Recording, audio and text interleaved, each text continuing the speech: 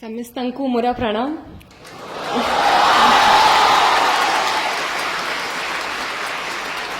अपना माने कीमती अच्छांती समझते आज मु अपना मनंका गहनारे उपस्थित बारू बहुत खुशी माने करू अच्छी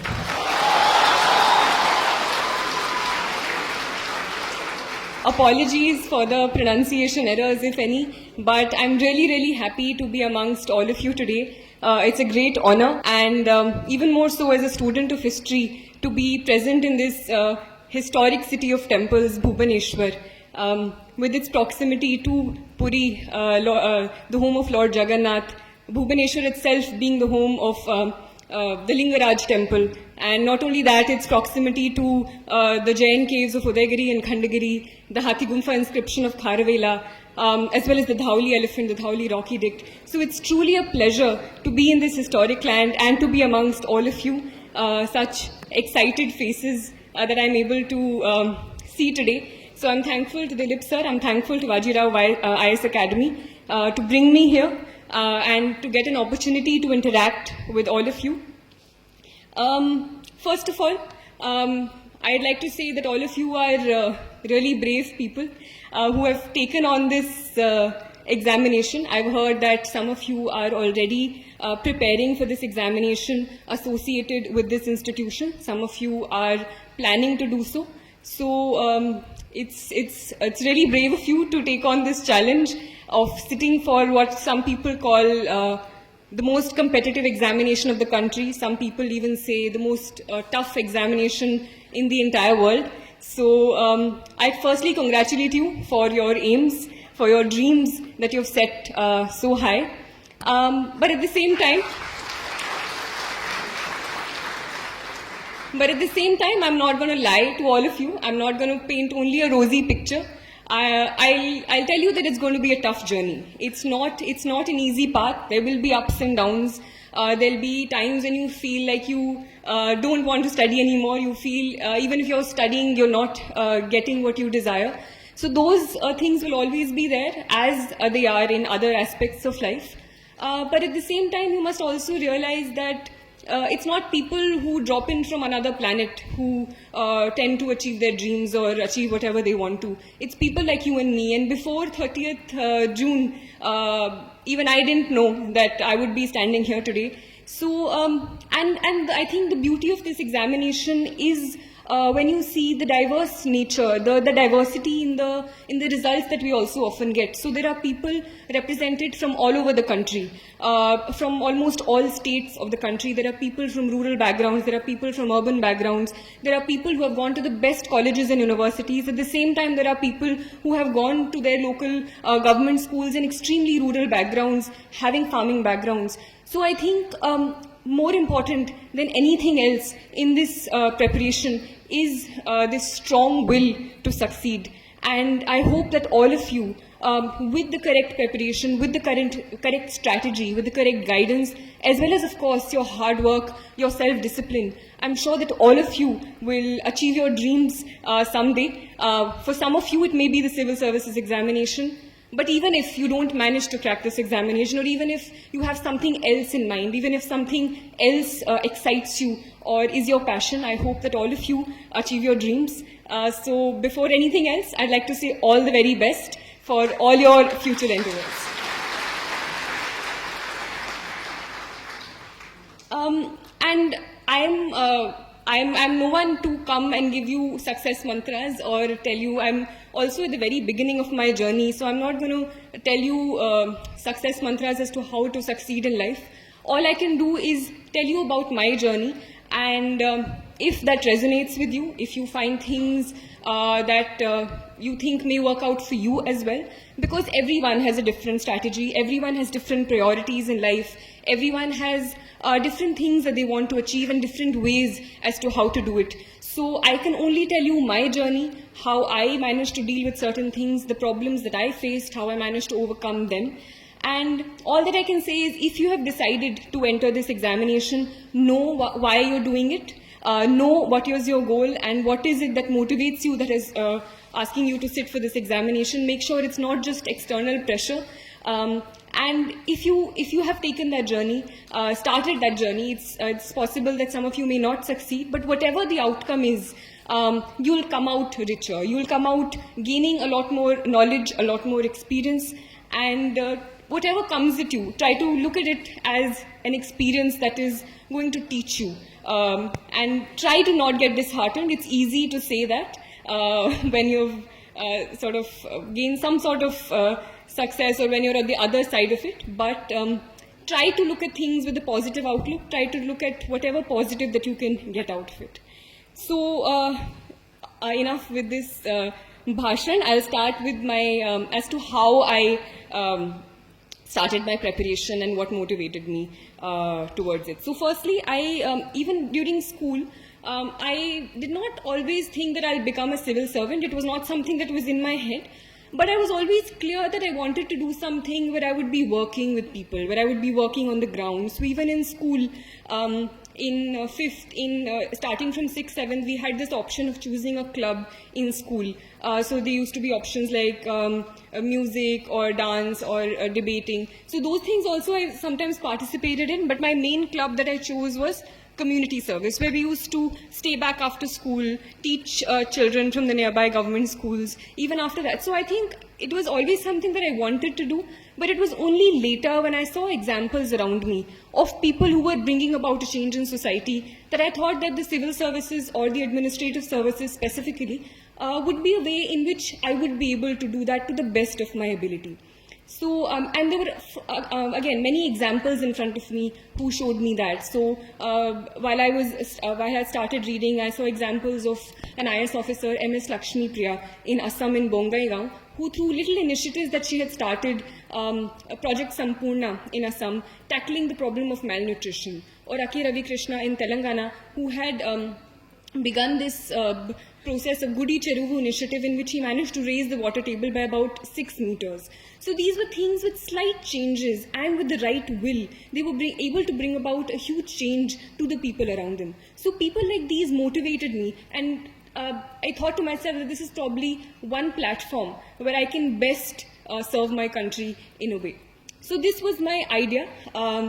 Towards the end of my graduation, latter half of my graduation, I decided that this is what I'm going to do. After my graduation, I started preparing for this examination. There were, again, as I said, many downs in this preparation as well.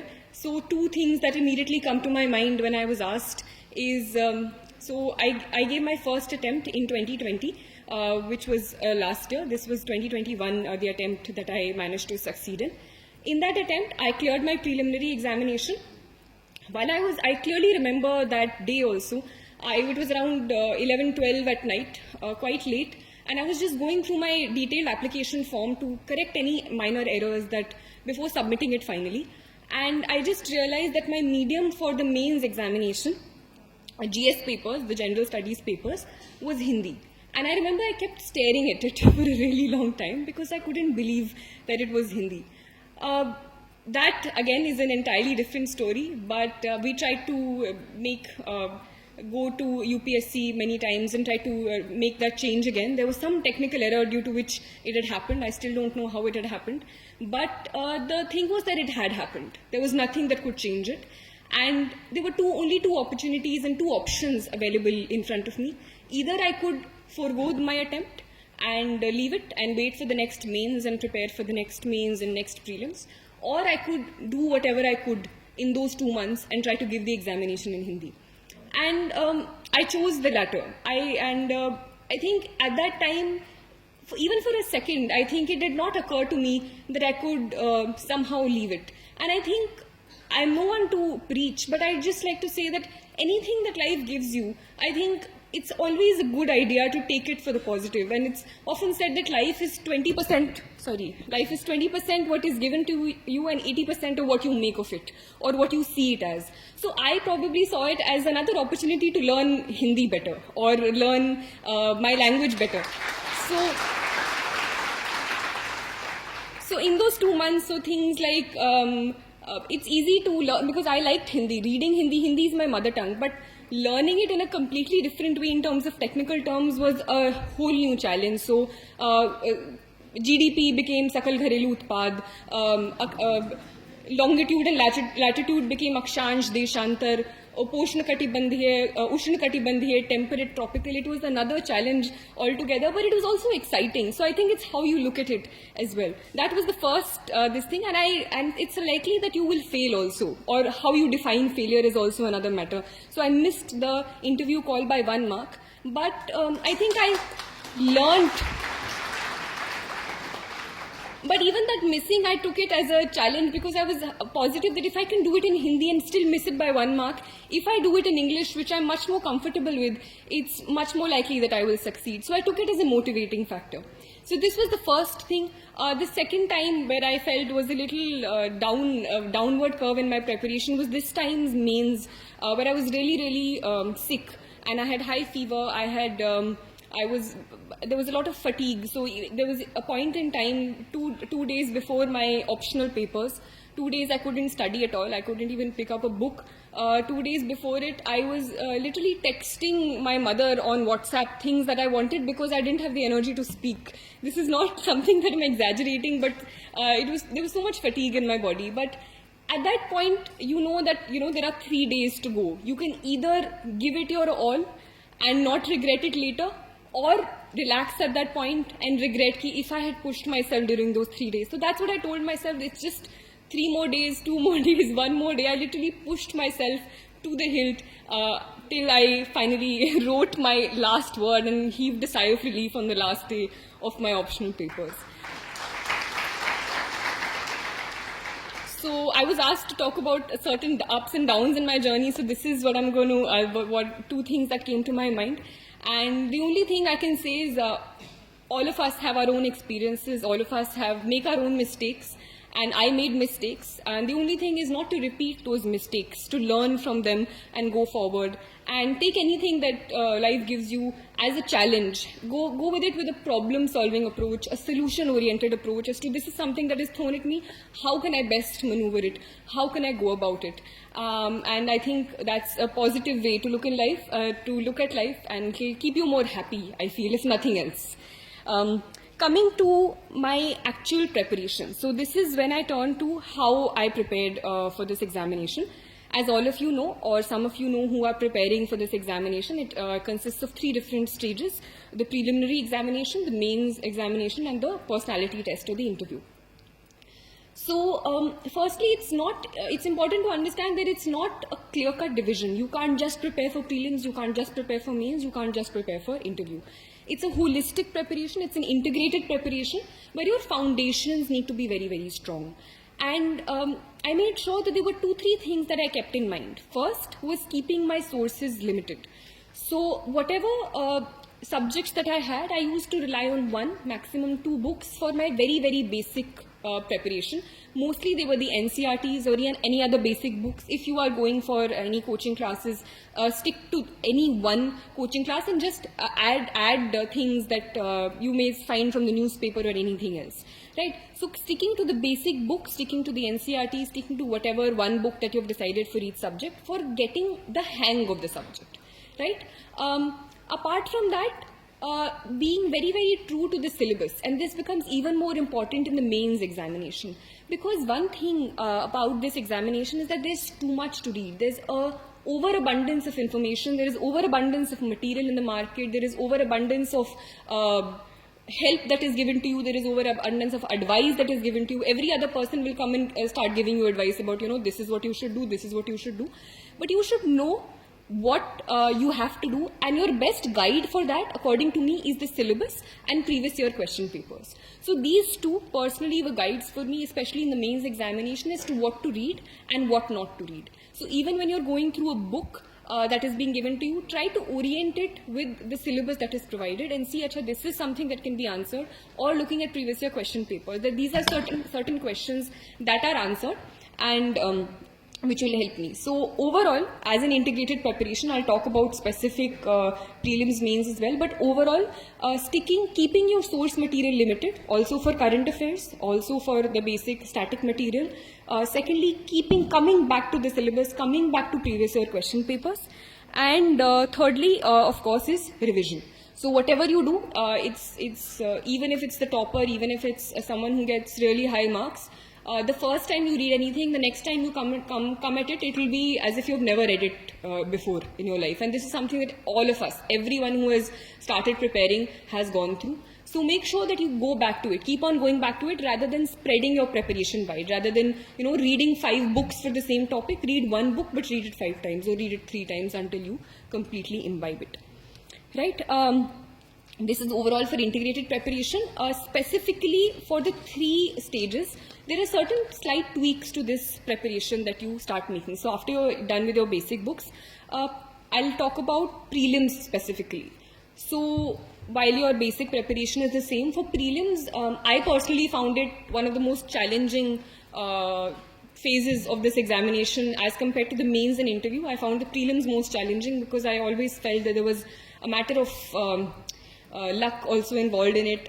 The questions sometimes were very random, but I think I still managed to clear it both times. And the reason maybe, looking back, at that time I was as nervous as any of all of you, but I again tried to stick to the basics. So firstly, the previous 3-4 months before the mains exam, before the prelims examination, I devoted mainly to prelims. At that time, mains preparation went into a backseat around 3 to 4 months. If you have not cracked this examination before, if it's the first time you're appearing, or if it's something that you regularly fail in, if you've failed 2 prelims, then you can probably increase that time. You can go from 3 to 4 months, or even some people even take 5 months for complete prelims preparation.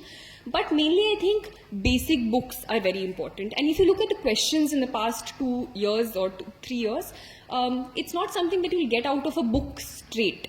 But if you have an understanding of the concept, and that's where conceptual understanding becomes important. You should not read a book just for completing that book. I've read that book.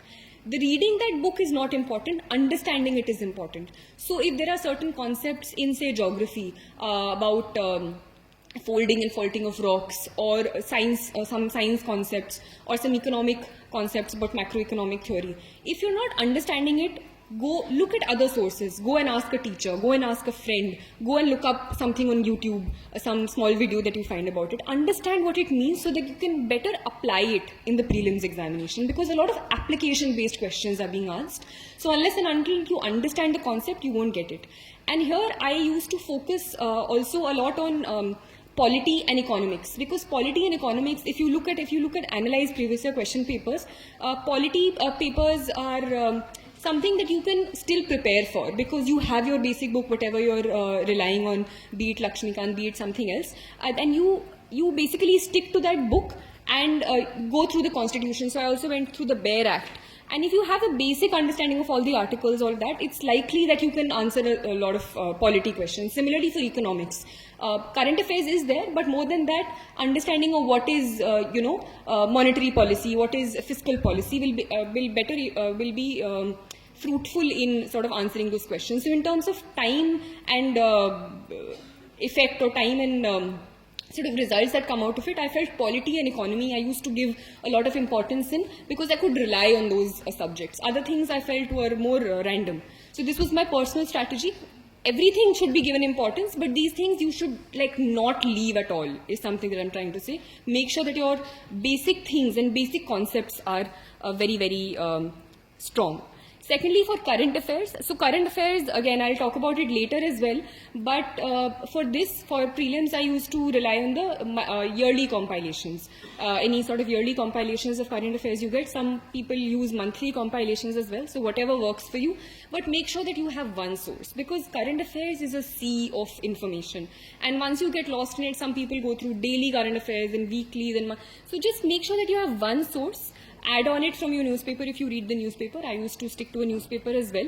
But for the prelims, I mainly used to rely on the yearly compilations, go through it 2-3 times.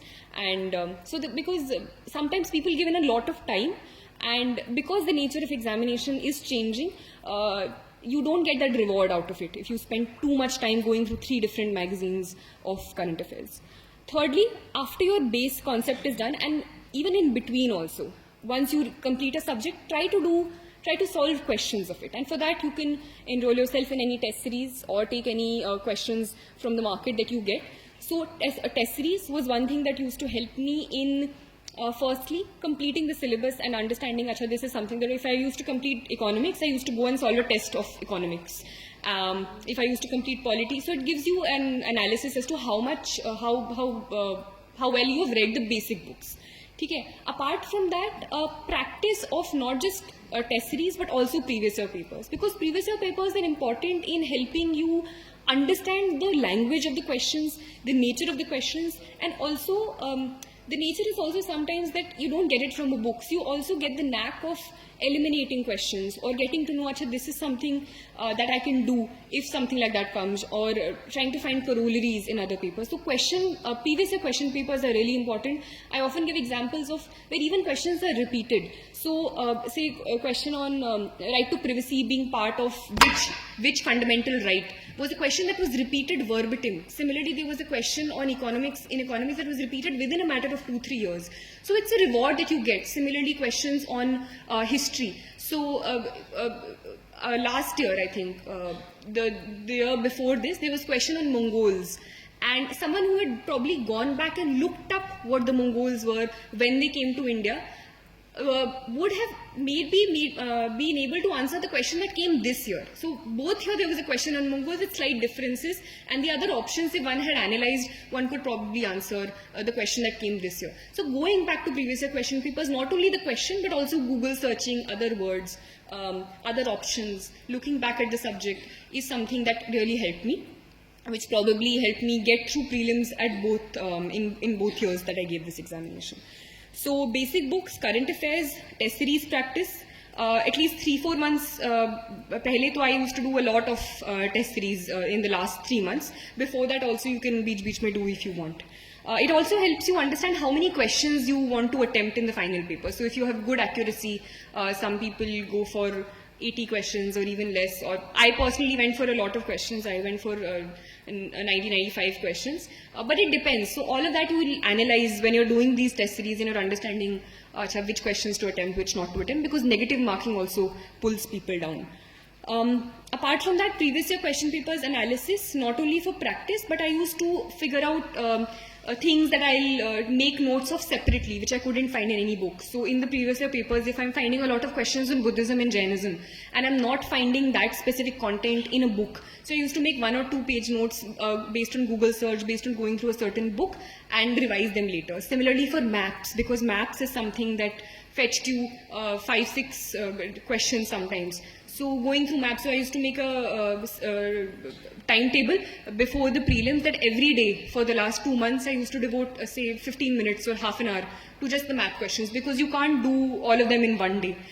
So just looking at a certain continent's map or going through certain videos that you find on YouTube, anything like that. So these are things that you have to figure out by analyzing, and these are things that no one will specifically tell you also. You will have to do this hard work yourself. Sometimes you just rely on, acha, toppers, notes are there, toppers, this thing is there, we'll just go and use it. That process of going through it yourself is also important, even if you're taking toppers notes. So I used to take sometimes look at toppers answer copies, or take toppers notes from certain sources, but making that your own as well, going through that, adding stuff on your own, regularly revising it until you make it your own is also important.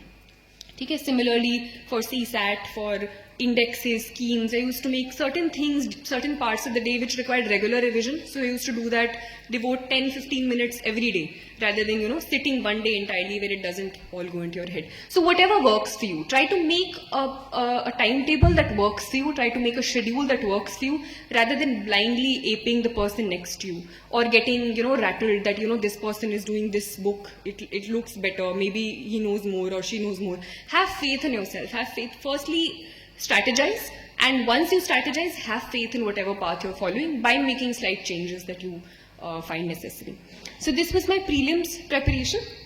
Next comes mains, and within mains I'll talk about 2 main things as separate topics as well. 2 things which were important for me. One is answer writing, the second is note making.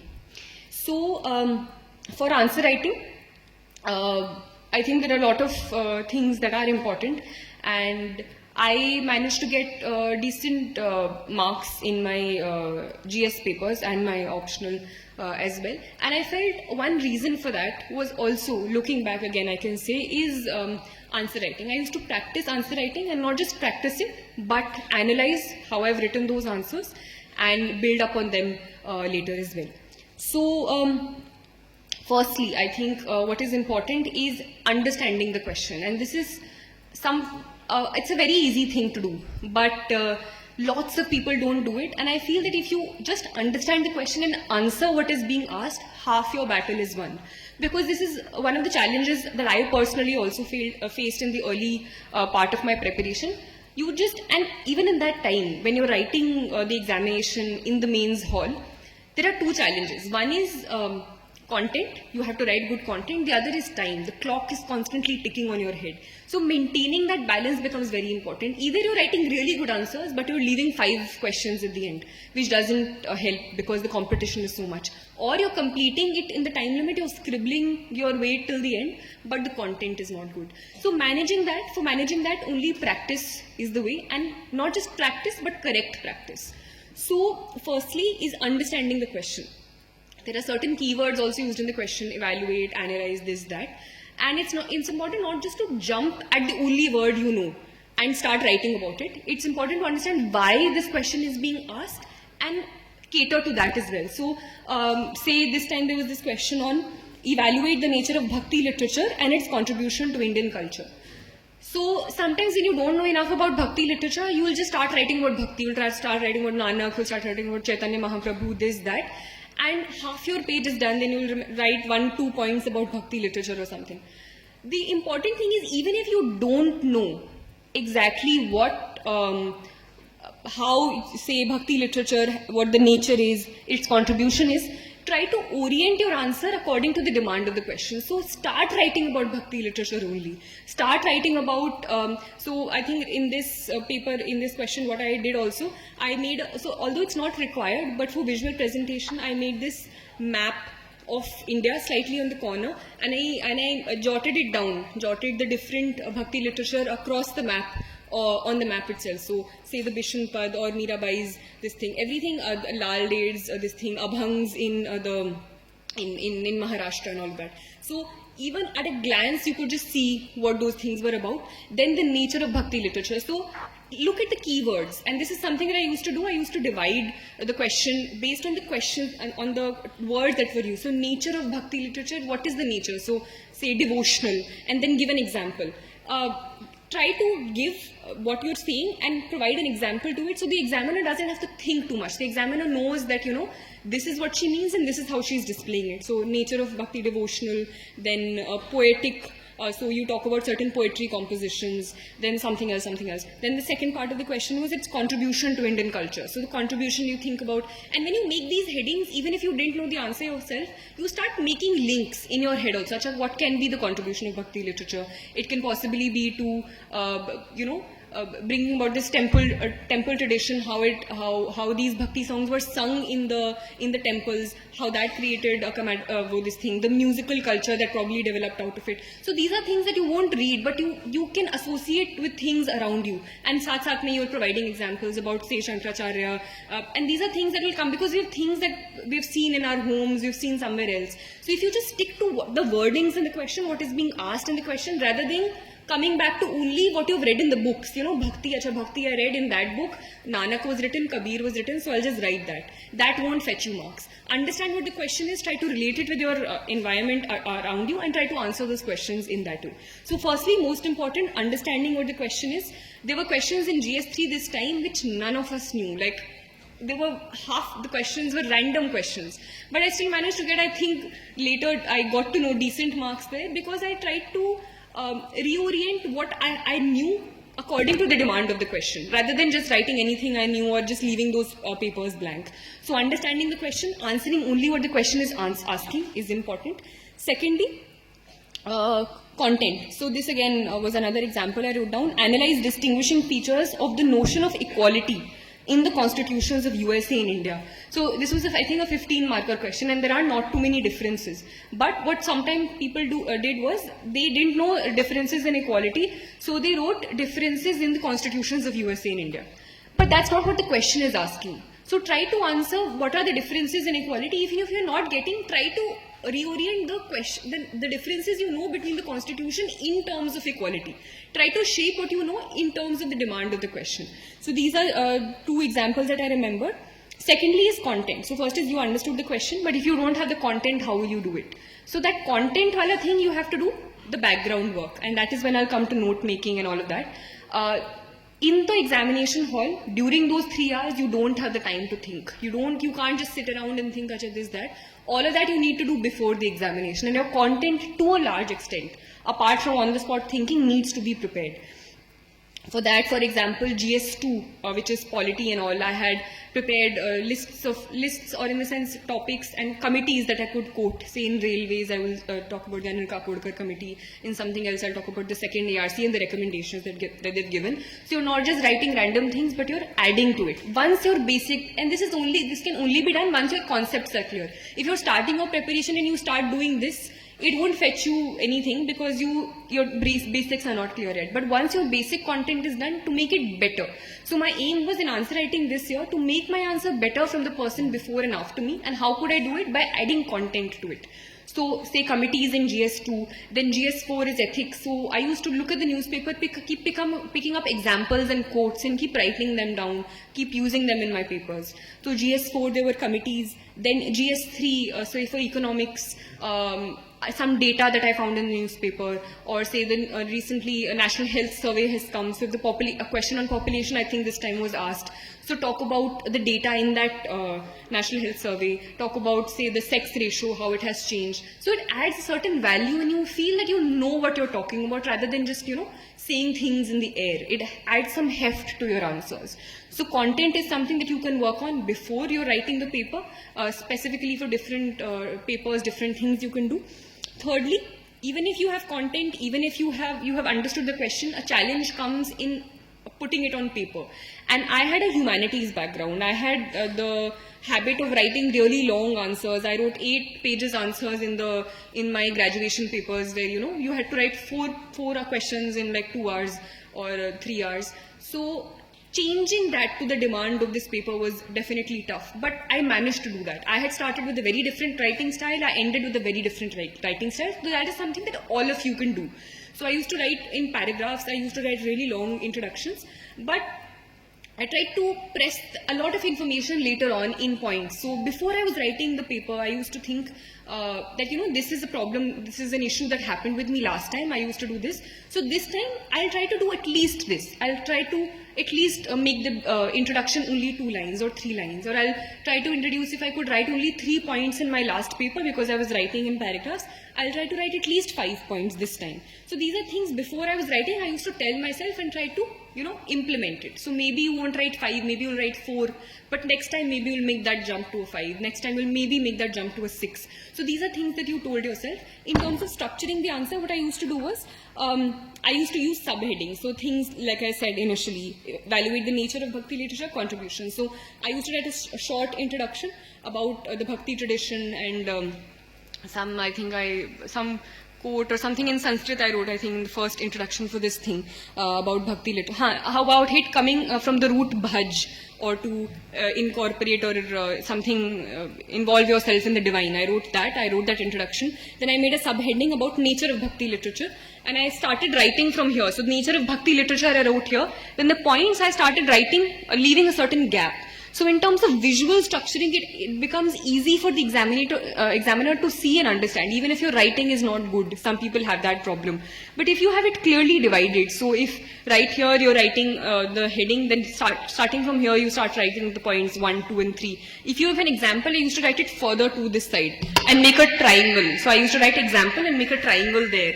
So when you're looking at a paper, the examiner could see, she has used 4 examples because there were 4 triangles that were drawn. So this structuring is something that you'll get over a period of time. I also looked at other toppers' copies. I incorporated whatever I saw in it. So using subheadings, underlining, starting writing in points. So you need not write very long sentences. You can skip out the a and the sometimes. Not that the person shouldn't understand only what you're writing, but you can leave out certain things. You can just write the basic terms. So points is something that I used, subheadings, underlining. In terms of visual structuring, I talked about spacing. So spacing was something that I used. Maps, which I talked about in the first paper. Similarly, for geography, and these are things that you can't do in the paper because you can't think that much. So practice the India maps, practice the world maps. That is something that I used to do. And say for geography, I had 2 pages. I just went through all the NCRTs, picked up all the diagrams that I could use and do them on 2 pages. Similarly for economics, I was just going through the monthly magazines or yearly magazines or any other source that I found and just drew the charts or flow charts that I could draw. So there was this chart on financial inclusion, and I knew that if a question on financial inclusion came by chance, I could draw it and it could add some sort of value to my answer. So these are things that you drew before, and then before the examination you just went through them. Ki, Achha, this is something that I can draw. Towards the end, this is what you do. You focus on the committees, you focus on the examples, you focus on these diagrams. So these are things that you can directly reproduce in the paper if the question comes. Don't just do it just for the heck of it. Sometimes people do that also. Randomly they're doing diagrams, randomly they're drawing charts. You need to do it only so that it makes your answer better. Don't unnecessarily bombard your things with these visual things, but if it's making your answer better, definitely do it, because it adds some sort of diversity from the paper before and after you. And all of this is done, but more than that, it's practice. You can just do this one day and not do it later, and it will be of no effect at all. So this is something that you need to do on a regular basis. Every day when you're looking at the newspaper, you need to pick up examples. Every day when you're looking, every day when you're writing, you need to come back to the notes that you've made. That is important. So practicing, and more than practicing, analysis also. So sometimes what people do is they practice answer writing every day. They write 3 answers every day, 4 answers every day. I used to, apart from the test series, so the later test series that I joined, I also did practice within a group of friends, 3-4 friends we had. We used to practice previous year question papers and look at each other's answer copies and see, Achha, your introduction is better. So this is, if this question comes, this introduction can be used, or this example is better, so I'll incorporate that there.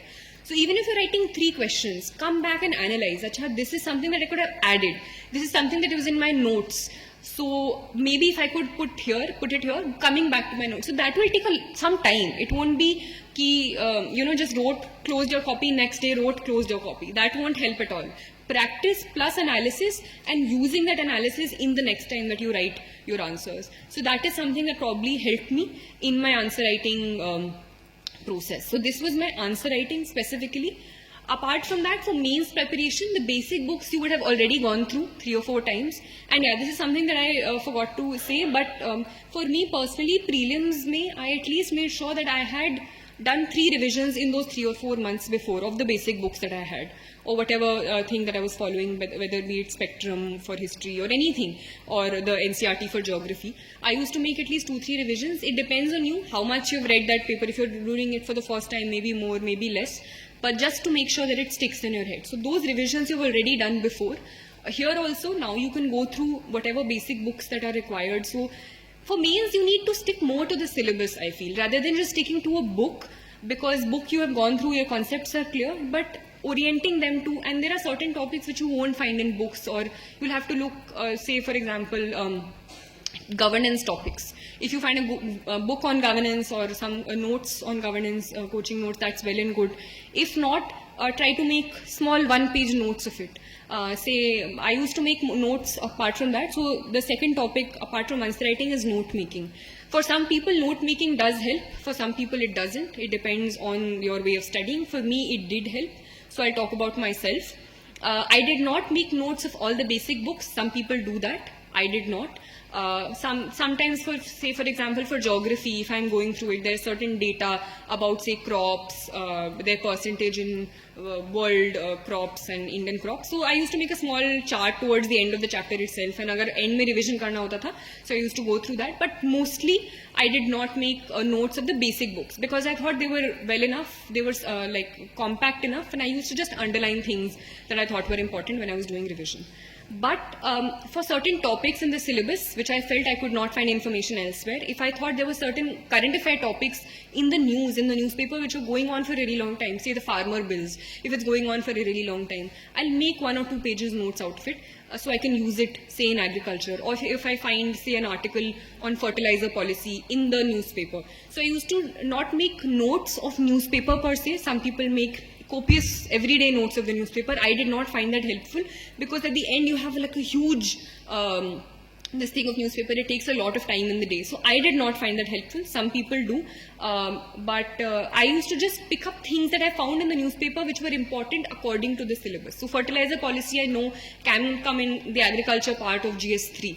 So that awareness of the syllabus, that familiarity with the syllabus you need to build over a period of time, and make notes according to that. So that fertilizer thing that I made, then I used to leave some space on the side. So if I find anything else, I'll keep on adding that later. Similarly for, say, cybercrime or so cybercrime or something like that was in the syllabus, clearly mentioned.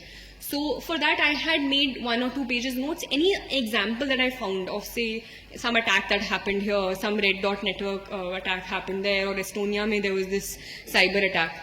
Those things I used to keep on adding and then use them in my answers. So these things like enhance your answers a bit. Some other people are just writing whatever notes that they found or whatever book that they used.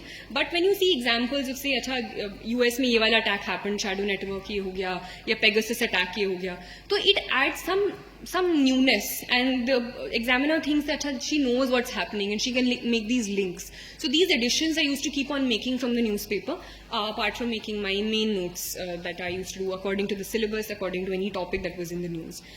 Why is note making important according to me? And that is the way you should make those notes, because sometimes what people do is कि अच्छा notes बनाने हैं, किसी ने बोला है कि notes बनाने, it's important. So I'll make notes, and those notes don't serve any purpose, because it's more or less you're repeating and you're copying whatever was in the book. You just literally remove a few words and you write them in your own words, or you write them by removing a and the. So that doesn't help at all, because you should understand why you're making them. There's a purpose to the note making. So firstly, according to me, it's to try out or take out the important stuff, or what is important. So you're removing what is not important and what is of most importance in using it. So the notes, the next time you make, like if it's 100 words, it should come down to at least 40 or 50. Otherwise, there's no point to making it, or even less if you can. The smaller they are, and if you can understand it. Understanding should also be there. It's not as if कि अगली बार आप पढ़ो आपको समझ ही नहीं आ रहा आपने क्या लिखा है, because इतना छोटा कर दिया. But you should understand. It should be for yourself. So prying out the important information, collating important information. Because say if it's a topic in the syllabus, it's possible that you can find good information from 2 sources. So sometimes I used to make notes collating those 2 sources. Or if it's a topic in the syllabus, I used to do a Google search, find 4 or 5 sites and just take out important bits, important examples and make one information. So taking out important stuff, so reducing it. Secondly, collating information from a couple of sources, keep on adding to it. Some people used to make online notes, that you can also do. I used to find it more comfortable writing. So that was my personal preference. It's sometimes easier to make online notes because it can be easily edited. So that is also something you can do on Evernote or anything, or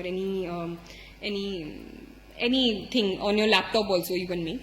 Thirdly, revising revising के लिए it's important, because immediately before this examination, and it especially helped me for my optional, because optional history was very, very vast. I could not possibly have gone through all the books before my examination, so I used to make notes. Those notes itself are also pretty big, because even after condensing, the syllabus was that vast, but it helps you for revision, because in the end you can only look at those notes, so it needs to be short. So for revision, for collation, and for highlighting important stuff and gradually reducing it. So sometimes people make notes 2 times. Firstly notes, and then notes of notes to even shorten it towards the end for extremely last minute revision, just keywords. So that is something that you can do. Which books and which areas you're making notes of, you need to decide. No one else will tell you according to your needs. Secondly, they need to be crisp, I've already told you. And thirdly, they need to be oriented to the syllabus. Don't write random stuff, they need to be oriented to the syllabus. So these were 2 things which are, I thought, mainly important for mains. Thirdly, a thing which helped me, apart from mains, answer writing and note making, was looking at toppers' copies. Because apart from the whatever test series you'll enroll yourself in, whatever feedback you will give, that is also important. You'll incorporate the next time you write tests. But thirdly, toppers copies help you in understanding what possibly got those people those marks. Right, so it's possible that you may not like one person's copies or another person's copies, but out of a group of 5 or 6 that you can explore, there'll be 2 or 3 things that you can incorporate. And sometimes people don't understand what's going wrong. People are giving attempts after attempts, they're not getting good marks, and that's because mainly they keep on sticking to the things that got them those marks. So it's important to get out of that cocoon, look at what other people are doing, and possibly learn from anything that is being given to you. So in that way, toppers copies of certain subjects, of certain examples that I used to find in ethics copies, I used to, a quote I found, so I used to use that. An example I found somewhere else, I used to use that. Structuring of answers, those things also, I think you can, they're all easily available. You can go through them and add to your answers in any way. Next, preparation for current affairs. So this is again a question that is regularly asked. How do you prepare for current affairs? There's too much to do. I personally relied mainly on the newspaper. So the newspaper was my companion throughout the entire preparation, and I personally felt it helped me a lot. Some people do not so rigorously rely on the paper, they use other avenues. But I personally relied on the newspaper. It helped me a lot for my mains preparation. It helped me, I think, in a subconscious way for my prelims preparation also, because there are concepts, things that you're constantly reading which go in the back of your head. I did not make notes for it for prelims, but I made notes for it, as I had already told you, for my mains.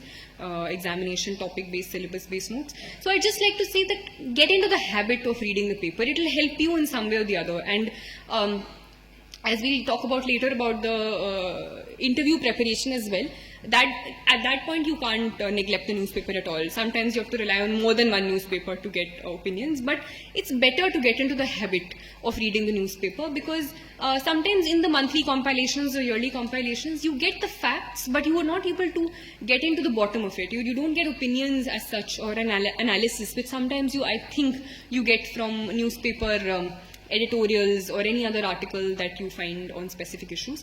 So try to get into the habit. If you're not able to understand it, take help of someone initially, and it's very natural. Initially people take 2 hours, 3 hours to go through the Hindu, go through the Indian Express. So it's absolutely fine. Take that time, but over a time cultivate a habit of reading only the important parts. You can leave out the political bits for the preparation. You can leave out certain other things. And if you orient yourself to the syllabus, you'll understand what to read and what not to read. So the newspaper I used to follow, I used to keep adding examples, adding notes to my mains notes that I was making. Secondly, my other source for current affairs was the yearly compilations, which I used mainly for the prelims. For the mains, what I used to do was, apart from my mains notes, I used to just go through indexes of the magazines sometimes and just add. So any sort of magazine that you're using, there are too many available. So any magazine that you're using, I used to just look at the index. Anything which was missing in my notes, I used to use that. So use it according to how you want to. So yearly compilations for prelims, and thirdly, my notes. So my notes I used to make, and we had made a certain group also, a self-study group, 3-4 people. We used to divide certain topics, make notes of them, and use them towards the end. So that was my strategy for current affairs. My only advice is keep it limited. Don't, because there's a lot to go in, read in current affairs, stick to any one source and believe that it will work out. Because self-belief is also very important in this examination. Self-doubt is one of the biggest things that you face at every level. You're all thinking, this book is not good enough, my preparation strategy is not good enough, this particular coaching or anything. You're always questioning yourself, but just have that self-belief that whatever you've chosen is going to get you there if you have, the correct reasons, the correct strategy, and your materials, basic materials are right. Then was my strategy for optionals. So optional, firstly, is the choice of choosing your optional. So according to me, some people have asked me, how do you choose your optional? And, some people had thought that history was not a scoring optional initially. So I was also told, even if you have history as your background, try to change it. Some people have changed it already because, history is not that scoring. And maybe you take sociology, maybe you take something else, you'll get more marks. So I personally think that this is not true. There have been people from all different sources and different optionals who have got marks. There are people in the top 20 from economics background who have gotten marks, from Hindi literature, from sociology, from political science, from medicine. So these are things that, people say that economics may don't get marks, history may don't get marks, medicine is very, very vast. So just make sure that whatever you choose as your optional, you have an interest in it. Because an optional, you have to put in a lot of hours. You have to, consistently read those things, read extra books, write answers. And that will not be possible if you don't have interest in that subject. So first and foremost, make sure that you have interest in the optional that you're going for. If you're, say, from an engineering background, which some people say that, they have a problem with because, say, I had history as my background. I did my graduation in history, so I took history. I was comfortable with it. I had an interest in it. If you are not from any of these backgrounds, if you don't want to take any sort of engineering as your optional subject, what you can possibly do is just go through roughly the books of all of these things, just roughly go through sociology, go through history, and see where you find yourself, more comfortable with. Secondly, apart from interest, is material and guidance of a certain sort, because I feel each option has a slightly different strategy and slightly different things that you need to keep in mind. So any sort of mentor, any sort of person who has cleared the examination in that subject, you can ask that person, ask another person for its pros and cons. So take every optional, see its pros and cons, see which pros you can work with, see which cons you can work with, and then come to an optional. For history, my personal challenge in history was, even in this year, even I was very, very jittery even before I was giving my final optional papers, was the vast syllabus. So I think that was a personal challenge that I had, balancing it with my general studies preparation. That time management, again, you have to figure out yourself. Before the mains, I used to divide mostly my day into half. Sometimes that more than half was given to history, and at the end I still wasn't very happy with the revision that I'd done of history. So it's just, I think what maybe helped was my note making. Even in the last day, even in that 1 hour, there were certain things that I hadn't done. So I revised, because I had short notes, I revised in the 1 hour that was given to me between the two papers. So that also I could use in the last thing. So note making really helped me, according to me. Practice, revision of those notes helped me. So that, I think, worked out for me in history. I had a certain love for the subject, so that sort of background also probably helped me. So strategy for optional, I feel, depends from subject to subject. So if you have, and I think we'll have a interactive question answer session at the end. So if you have any specific questions that you would like to ask about my optional or any other thing, you can ask, because each optional, I feel, has a different strategy. And basically time management, I think, so which comes to the next topic as well. Time management is crucial in this examination, and even though these things may seem the most boring, time management, revision, all of this, but I think these are the things which actually work out in the end. And that time management can be different for different people. Some people, can study for hours at a stretch and not get tired. Some people do need those regular breaks. But whatever it is, make sure that you're accountable to yourself. Make sure it's not external accountability. It's not, you don't have to be accountable to your parent who's saying, padhu. But make sure that, this is something, for personally what I used to do was, I did not have very clear-cut, timetables in the sense कि अच्छा इतने घंटे ये पढ़ूंगी. Roughly timetables I did have, but morely it was in terms of कि अच्छा इस हफ्ते तक ये खत्म हो जाना चाहिए. अब वो कैसे भी मेरा खत्म हो रहा है. If there were days when I did not feel like studying at all, I used to completely put away my books and chill in the true sense of the word, or do anything. But when I used to study, I used to do it with my, literally tan and man, and not think about anything else. So those things, those ways of studying, you need to figure out yourself. Weird ways of taking breaks, ways of motivating yourself, you need to study, figure out yourself. There are too many distractions in today's day and age. So some of my friends completely cut off from all social media. That also works for some people if you have the will. For others, for example me, I did not completely cut off from social media, but I did not use it, say, for long hours a day. I used to sometimes keep my phone away or use it very sparingly. So if you think that you cannot use your phone, so ask your friend to say keep it away for 3 hours or 4 hours, and tell yourself that if I complete this, I'll give myself, this break or this reward where I can use it, say, for whatever purpose, and then come back to it. So figure out ways where you can do this yourself, and whatever works for you. But make sure that there is an inner sense of accountability. You are the only one you are responsible to. You are the one who has chosen a certain goal for yourself, and it's your responsibility to complete it. So that is something that must be kept in mind in terms of time management. But time management is important. You cannot ignore it. You need to know when to complete the syllabus, when you'll start preparing for your answer writing, when you'll start preparing for mains, when you'll start preparing for prelims. So 3-4 months before, I used to stop preparing for mains before my prelims examination. Before that, initially, after my prelims examination, the early few days I used to keep for ethics. Then I used to start preparing my optional strategy. So those things that I think you have to figure out yourself according to how you work and how well you can balance things. And revision again. Revision is important at all stages of the examination, be it prelims, be it mains. Then I think thirdly, we've talked about prelims, we've talked about mains, we've talked about optionals. Now we come to the interview part of the preparation. And I think it's still a faraway thing because I believe that some of you and most of you have started beginning your preparation or are thinking of beginning it. But as I said, it's an integrated preparation. The only thing I think in terms of current affairs that becomes different for the interview is that you have to have opinions also of things. You can't just know the facts. You need to know causes, you need to know consequences, you need to sometimes defend what is happening. You can't just get away by reading monthly magazines. You need to read the newspaper.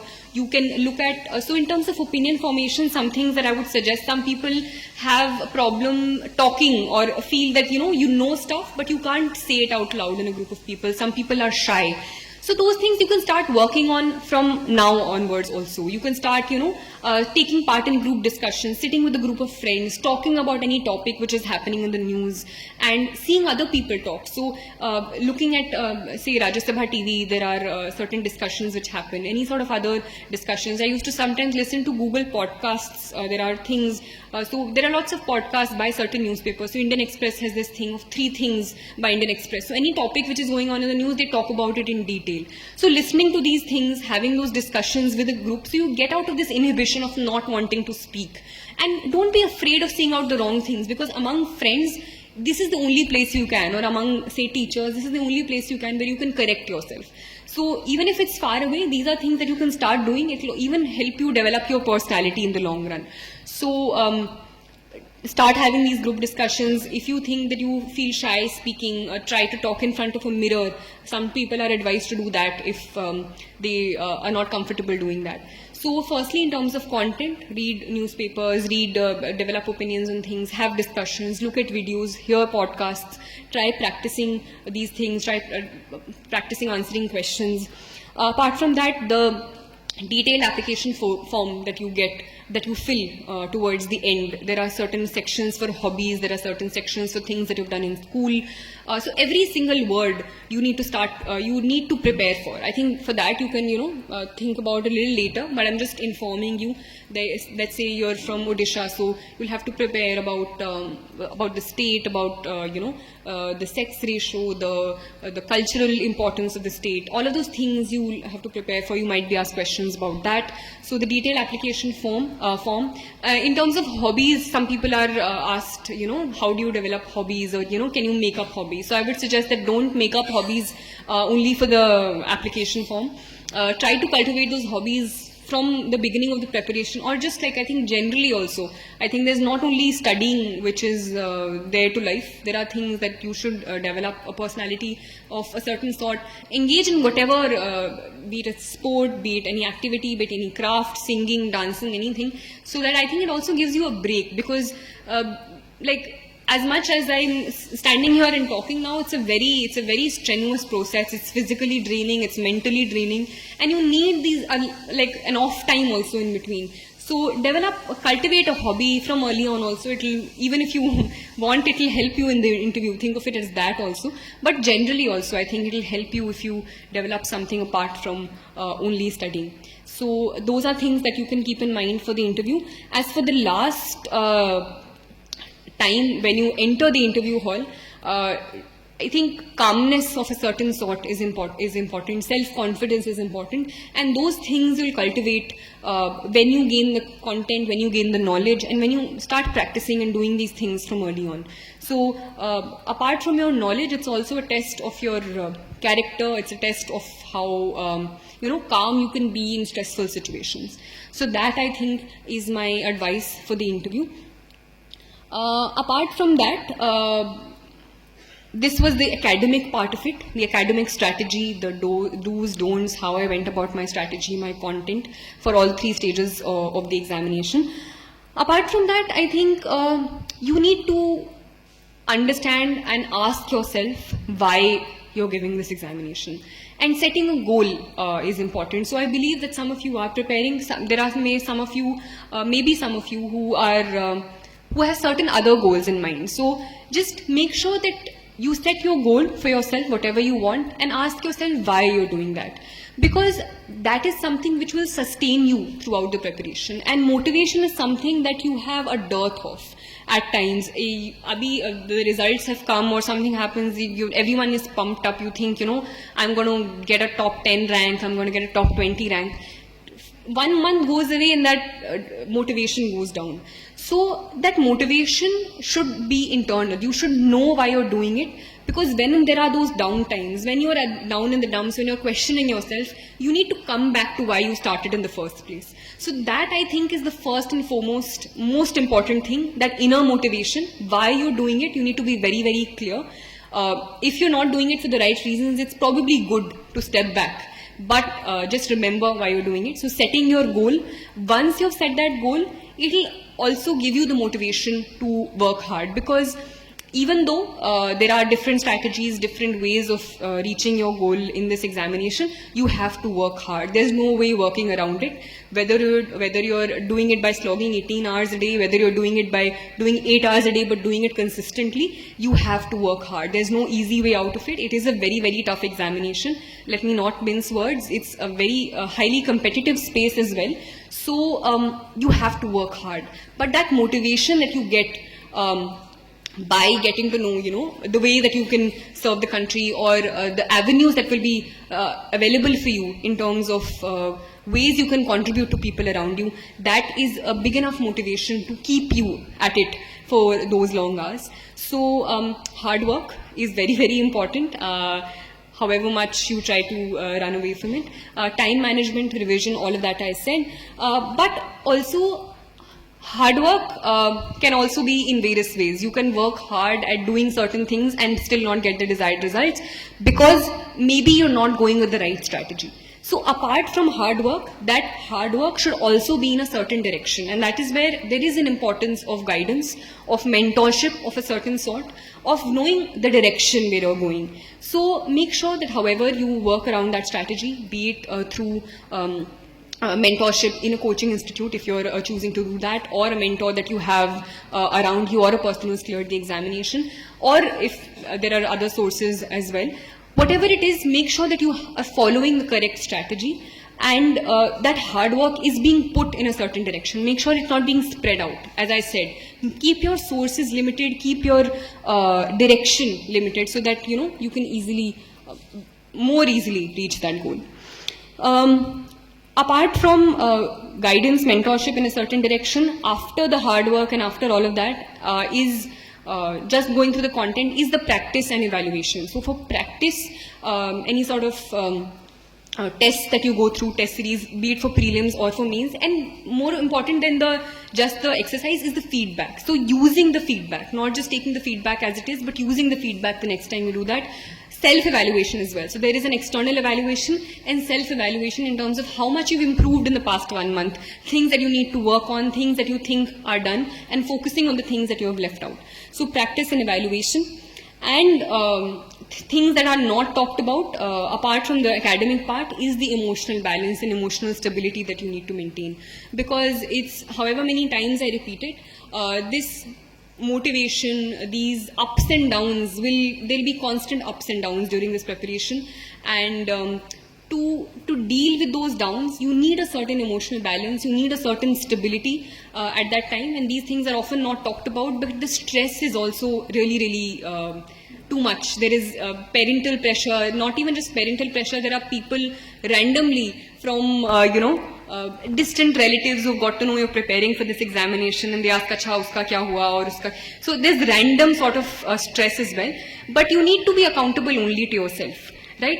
And so coming back to yourself, so what I used to do when I used to be stressed at times, or I thought, so there are different things for different people. So whenever I used to feel stressed, I used to take really long walks in the park or any sort of nature thing that I wanted to do. I used to eat some of my foods, the nice foods that I liked, some of my favorite foods, I used to order them. Or I used to read a book, watch some of the movies that I liked. So getting, in the immediate sense, you can figure out your ways to de-stress.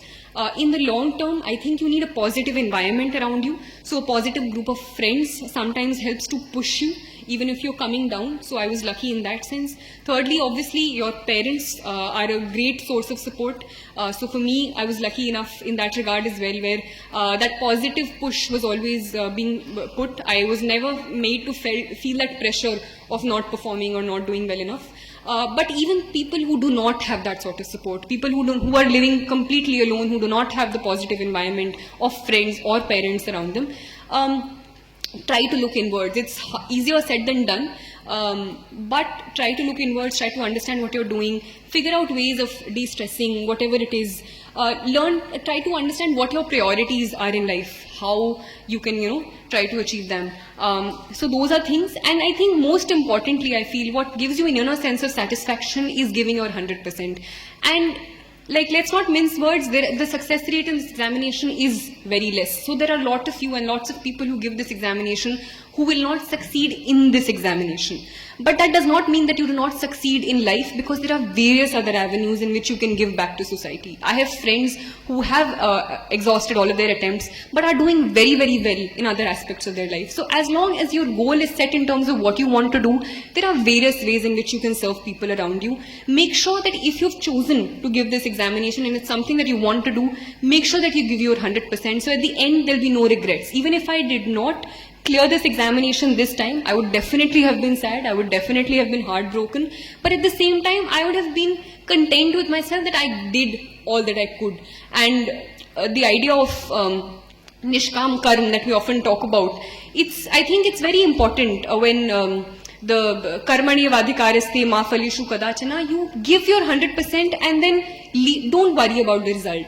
All you can do is do what you can with the right strategy.